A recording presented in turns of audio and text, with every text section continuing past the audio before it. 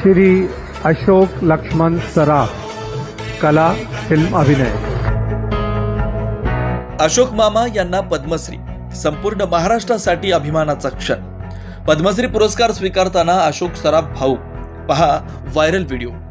300 पेक्षा जास्त चित्रपटांचे हिरो अशोक सराफ यांना पद्मश्री, मराठी सिनेसृष्टीचा सन्मान।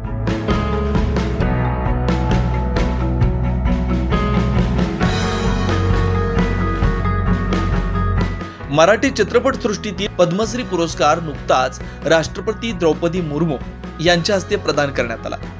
हा गौरव स्वीकारताना त्यांचा व्हिडिओ सध्या सोशल मीडियावरती मोठ्या प्रमाणावर व्हायरल होतोय आणि संपूर्ण महाराष्ट्राचा अभिमान उंचावलेला दिसतोय।